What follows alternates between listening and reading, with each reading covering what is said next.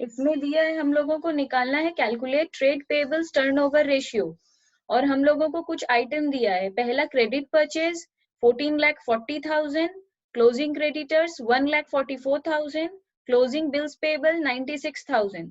तो सबसे पहले क्या करेंगे, फॉर्मूला लिख लेंगे।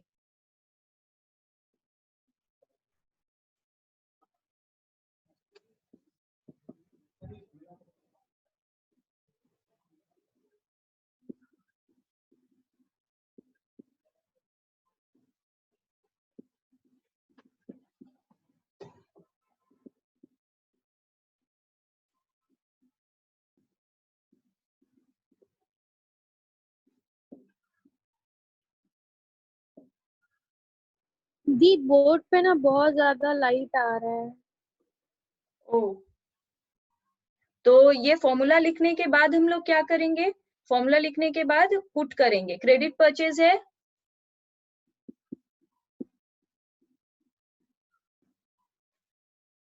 14,40,000, और हम लोग एवरेज पेबल्स कैसे निकालेंगे, जो हम लोगों को क्लोजिंग दिया है वो ले लेंगे। ऐसे ऐसे हम लोगों का एवरेज निकलता है opening plus closing divided by 2, पर इसमें ओपनिंग दिया ही नहीं है तो सिर्फ क्लोजिंग को ही प्लस करके लिख लेंगे। ठीक है। दी आपने कौन सा चैप्टर शुरू किया है? रेशियो, हमको पता नहीं था। रेशियो। अच्छा,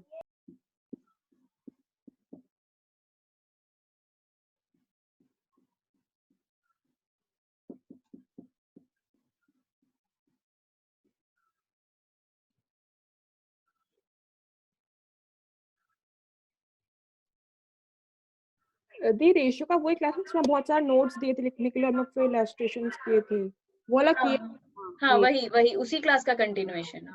अच्छा ठीक है।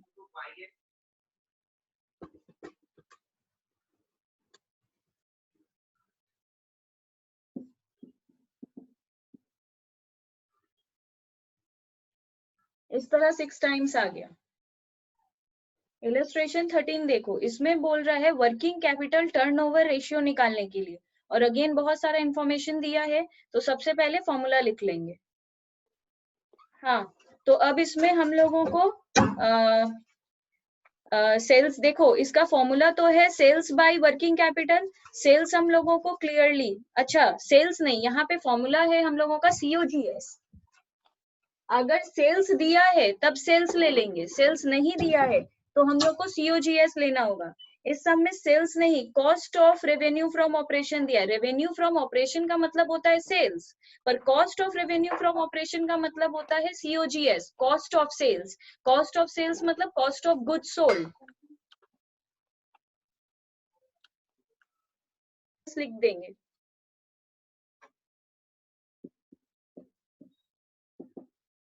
तो हम लोगों का COGS कितना है सम्स में,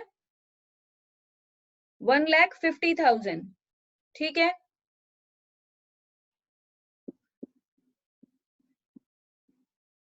और वर्किंग कैपिटल पहले अलग से नीचे निकालना पड़ेगा।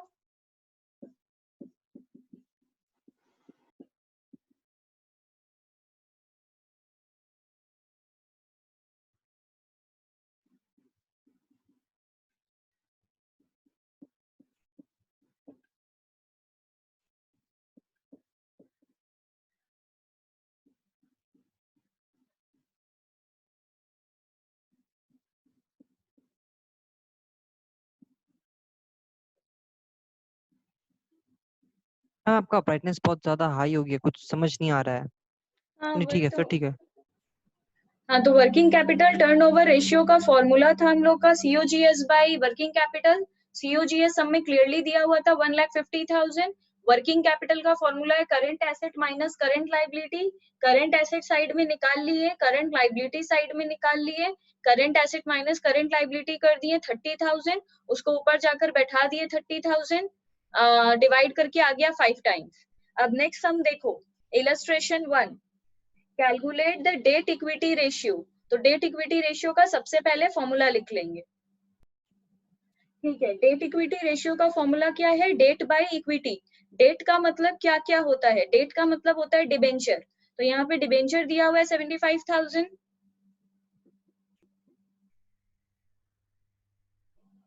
अब इक्विटी का मतलब क्या क्या होता है? इक्विटी का मतलब होता है equity share capital plus general reserve plus accumulated profit.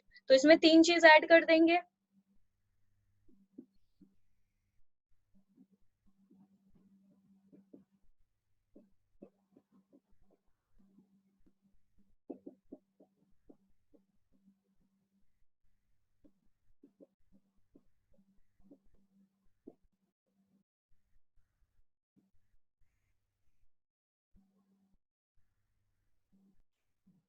अब इलस्ट्रेशन 2 देखो।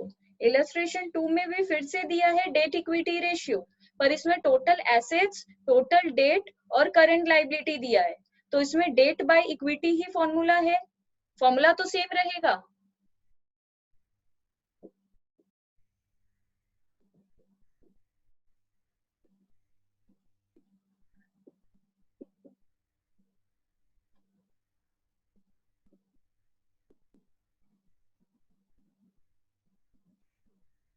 तो हम लोगों का इसमें डेट कितना है? देखो यहाँ पे जो डेट लिखते हैं ना हम लोग, इस डेट का मतलब होता है लॉन्ग टर्म डेट। कुछ कॉन्सेप्ट है पहले सीख लो। यहाँ जो हम लोग डेट लिखते हैं, ये डेट का मतलब होता है सिर्फ लॉन्ग टर्म डेट। और यहाँ सम्स में दिया हुआ है टोटल डेट। तो टोटल डेट का मतलब होता है long term debt plus short term debt. ये सब लिख लो, बड़े सम्स के लिए काम आएगा।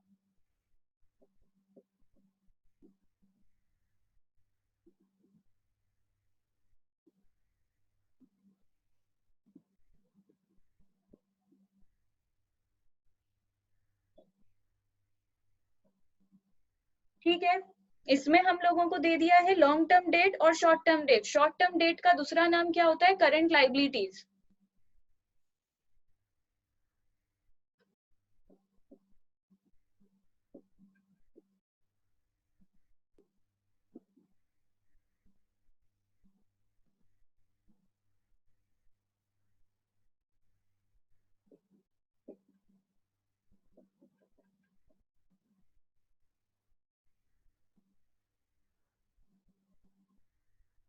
ठीक है, शॉर्ट टर्म डेट का दूसरा नाम है करंट लायबिलिटीज। तो हम लोग को टोटल डेट दे दिया है, उससे अगर शॉर्ट टर्म डेट को हटा दे तो लॉन्ग टर्म डेट आ जाएगा। हमको चाहिए सिर्फ लॉन्ग टर्म डेट। यहाँ डेट का मतलब है लॉन्ग टर्म डेट।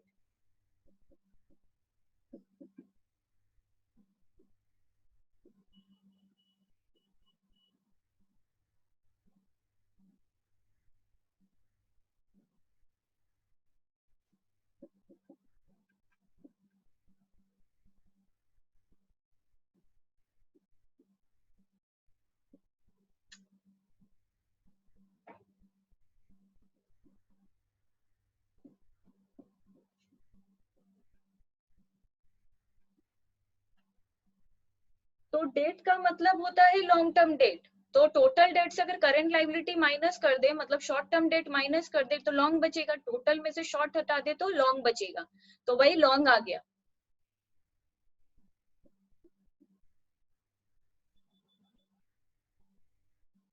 अब हम लोगों को चाहिए इक्विटी।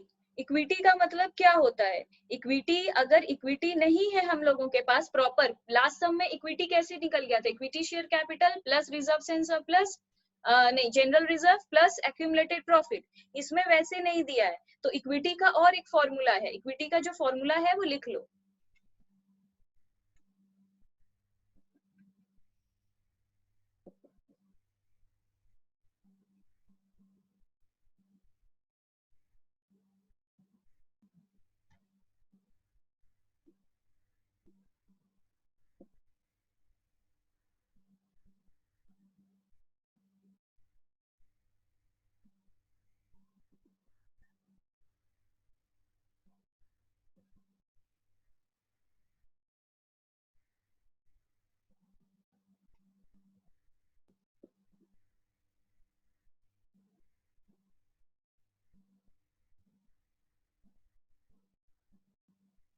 सम्स हो गया।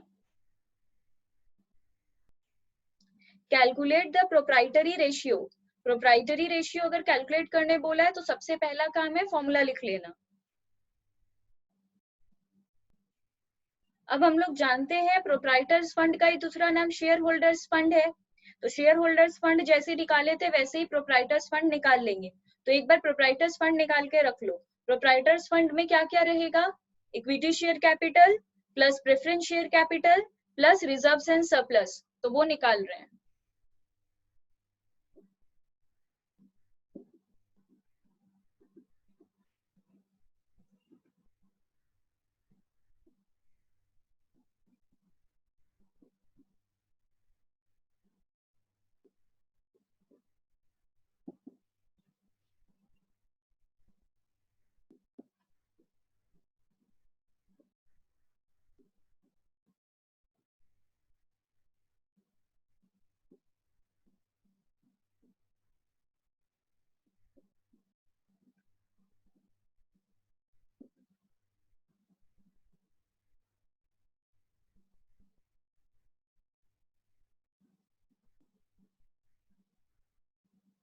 तो प्रोप्राइटर्स फंड तो हम लोग निकाल लिए। टोटल एसेट प्रॉपर दे ही दिया है, फिक्स्ड एसेट, करेंट एसेट और इन्वेस्टमेंट को प्लस करके 2,50,000, तो उसको निकालने में टाइम वेस्ट नहीं किए और सीधे ही लिख दिए।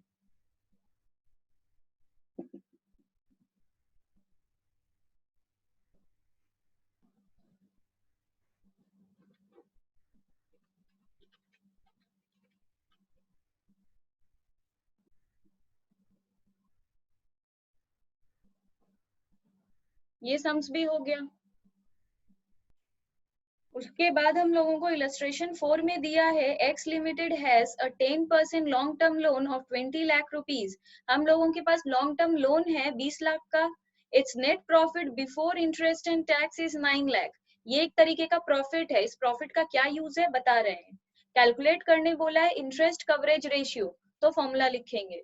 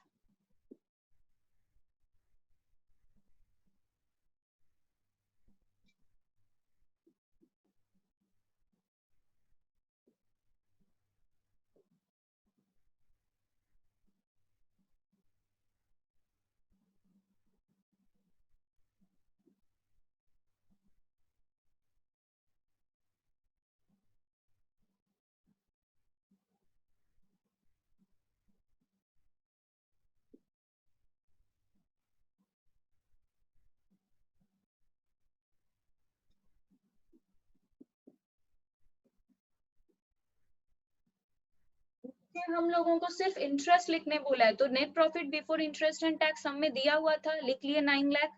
फिर बोला इंटरेस्ट ऑन लोन, लोन कितने का था 20 लाख, उस पे इंटरेस्ट कितना था 10%, तो 2 लाख आ जाएगा।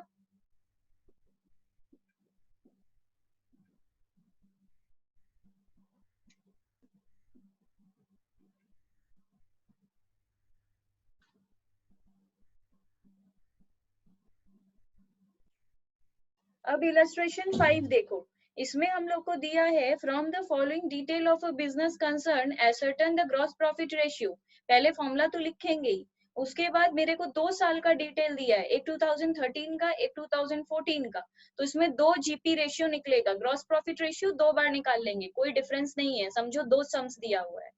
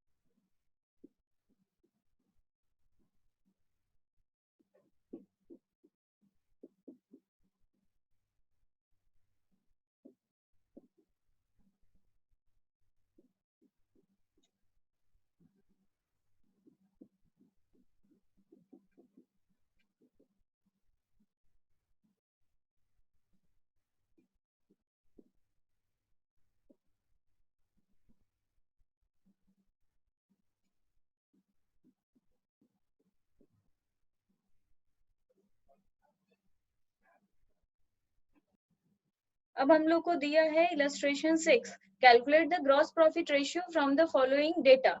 अगेन जीपी रेशियो निकालना है, इसमें सेल्स दे दिया है, सेल्स रिटर्न दे दिया है, cost of revenue from operation मतलब सीओजीएस, कॉस्ट ऑफ सेल्स मतलब सीओजीएस, तो हम लोग सब कुछ इससे निकाल लेंगे।